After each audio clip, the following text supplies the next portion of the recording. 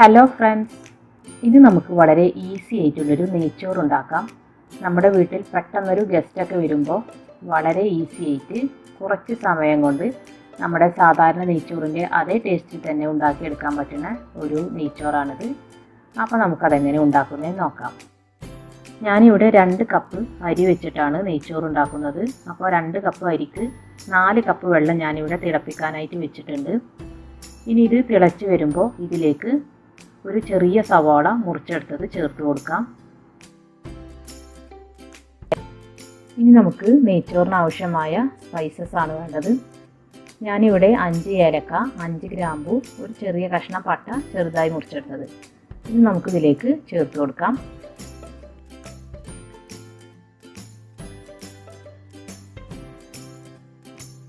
ഇനി ഇതിലേക്ക് 1 table spoon നെയ്യ് ചേർത്ത് കൊടുക്കാം.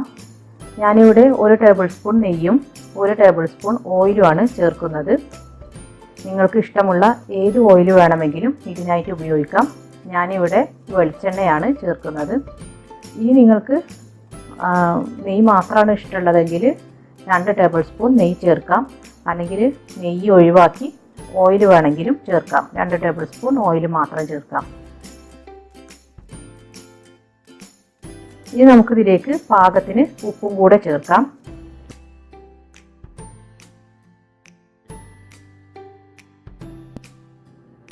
ഇപ്പോൾ വെള്ളം നന്നായിട്ട് തിളച്ച് വരുന്നുണ്ട്.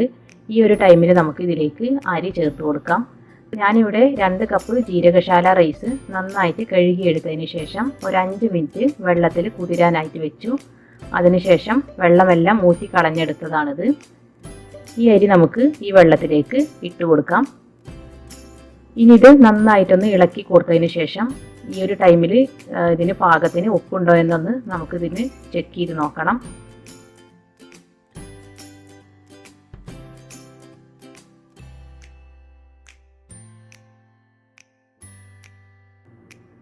ഇനി ഇത് ലോ ഫ്ലെയിമിൽ മൂടി വെച്ച് നമുക്ക് വേവിച്ചെടുക്കാം. ഇപ്പോൾ